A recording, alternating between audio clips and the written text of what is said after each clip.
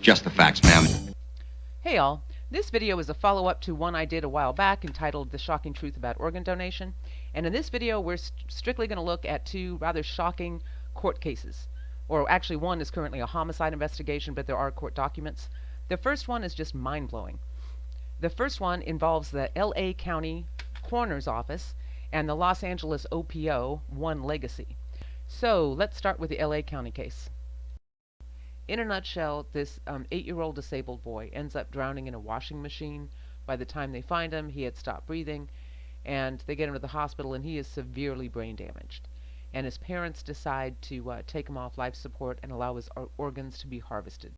Okay, so they take him off life support, they harvest his organs, and the body and the case end up at the LA County Coroner's Office, which is standard procedure. And there's a nurse there that just handles pediatric deaths. And all of this information we're going to see comes from the nurse's testimony.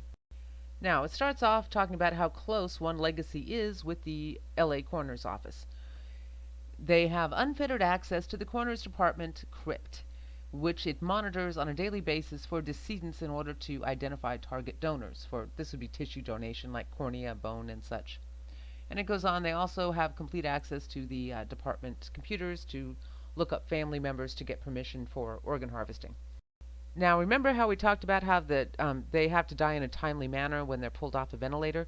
Well, of course, if anyone shot these people up with a fatal amount of drugs, it would show up in autopsy. And guess what this says? Moreover, based on an agreement between One Legacy and the Coroner's Department, whenever One Legacy obtains consent to harvest organs from an individual, a blood sample is taken before the person is removed from the ventilator and while the heart is still beating. And that blood sample is provided to the coroner's office to be tested in the death investigation for toxicology. Alright, so now back to the 8-year-old boy. The boy was taken to a hospital where One Legacy obtained consent from his guardians to have his organs harvested for donation after cardiac death. One Legacy prefers to harvest the skin of deceased young people or children, since a young person's skin is more suitable for cosmetic surgery. However, in this case, One Legacy did not harvest the child's skin, but harvested his kidneys and liver. While the boy was still alive, he was taken off the ventilator, but then continued to gasp for air and did not go into cardiac arrest. When the boy failed to go into cardiac arrest, the attending physician administered 500 micrograms of fentanyl, a strong narcotic, to the boy with the purpose of inducing his death while the harvesting team was waiting in the operating room. After the 500 micrograms of fentanyl were administered, the boy went into cardiac arrest and died, after which time One Legacy harvested his organs. Despite the plaintiff's email and the medical records supporting her conclusion, the boy's autopsy blood was not tested, and Dr. Fajardo, the coroner, closed the death investigation of the boy in October 2013, falsely stating on the death certificate that the cause of death was consequences of near drowning, which was a suffocation caused by submersion in water. So the nurse keeps asking the coroner to test the autopsy blood. And finally, in 2014, the coroner agrees and has the blood tested, and the results come back with high levels of fentanyl. Now, the death certificate still reads he died from drowning. So, the plaintiff goes to the coroner again and tells him she believes the cause of death was the high level of fentanyl. In response, Dr. Fajardo stated, "They killed him for his organs, I have no doubt, but you just can't say that." Despite Dr. Fajardo's admission, he still refused to change the cause of death on the boy's death certificate. So finally, in March 2016, Dr. Fajardo resigns as chief medical examiner. And in April, they appoint the guy that had that job before, Dr. Lakshmanan. He was reappointed to that position. Now note, in or around September, Dr. Lakshmanan reopened the boy's death investigation and also resigned from the One Legacy Board of Directors. So he takes the position in April, and he's on the board of directors of One Legacy until September. And at that time, the hospital records were missing from the boy's case file. So at this point, they decide, this nurse had been in this job investigating pediatric deaths for the coroner for 10 years. They decide they've had enough. They do not want her to investigate any more pediatric deaths. They transfer her to a different position. However, she keeps nagging the new coroner. And finally, in December of 2016, Dr. Lakshmanan changed the cause of the death on the boy's death certificate to consequences of fentanyl overdose. At the same time, Dr. Lushmana notified One Legacy, the hospital, and the hospital's attorney of the change he made to the cause of death. These notifications by Dr. Lushmanen were highly suspect, since the hospital doctor is suspected perpetrator of the boy's death. And even better, the person that replaces her in that position to investigate pediatric deaths is the chief medical examiner's live-in girlfriend, who supposedly has no real medical background. So they changed the death certificate in September of 2016, but I can't find any information or article stating that it was actually being investigated as a homicide at this point.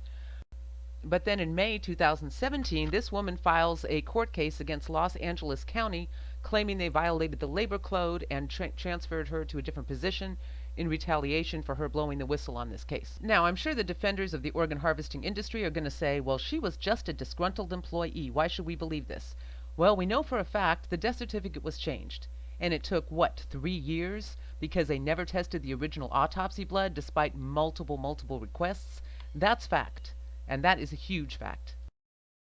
Now, I don't know the details, but I'm assuming that after she battled, 3 years to get attention to this case, she finally decided by filing a court case they would have to look at it. And then, shortly after, apparently there was a homicide investigation launched. And now we'll look at a second case, which we'll cover just briefly. Okay, this is a case of Ruben Navarro. It happened in 2006, and this is in Northern California. Ruben Navarro, when he was 9 years old, he was diagnosed with some type of neurological disease, and eventually he was put into a care home. When he was 23, he ended up having a heart attack, and he was rushed to the hospital. And his mother was called to the hospital, and a doctor... Now, she claims that she thought it was her son's doctor, but in reality, this doctor worked for the OPO. And she claims he told her that her son was in fact brain dead, and that the hospital had to turn the machine off in 5 days either way. And somehow they get her to consent to disconnecting the ventilator. So the hospital prepares to do the organ harvesting. And before they even take him out of his room, the doctor injects him and puts Benadine in his stomach feeding tube. Benadine, you know, that brown antiseptic they use to sterilize your skin. Well, they add that to his stomach to start killing bacteria and such in his stomach and intestines. Then they take him, set him up in the operating room, and remove the ventilator.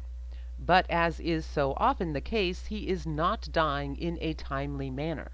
And they've got to get this done. I'm not sure if it was 30 minutes or 1 hour, whatever time allotment. So the transplant team is actually in the room, which they're not supposed to do that. The person's supposed to be dead before the transplant team comes in. And they need to rush this along. So the doctor starts injecting this boy with high doses of morphine and Ativan every 15 minutes. Regardless, the kid does not stop breathing. And eventually, they run out of time. And that's one thing they seem to abide by, are these time limits when they're on the operating table. So they give up, and they wheel the kid back to his room. He's gasping for breath, he's foaming at the mouth, and they leave him there without the ventilator, and about 8 hours later, he finally died. Now, keep in mind, they pumped him full of a tremendous amount of drugs, including the Benadine, which alone can be fatal. So if they had not given him those drugs, he probably never would have stopped breathing at all. So ultimately, the doctor is criminally charged with abuse of an dependent adult, and it goes to jury trial. So there's a 2-month trial, and everybody's pointing fingers at everyone else. And numerous people testified that when he would tell them to administer more morphine and Ativan every 15 minutes, at one point he said, just give him some more candy. So the level of drugs and the amount given was a huge bone of contention, right? Well, it turns out the transplant coordinator, who was there, and it was her job to record what drugs were being given and how often, she unfortunately lost all of her notes. So they had no way of knowing what drugs were actually given.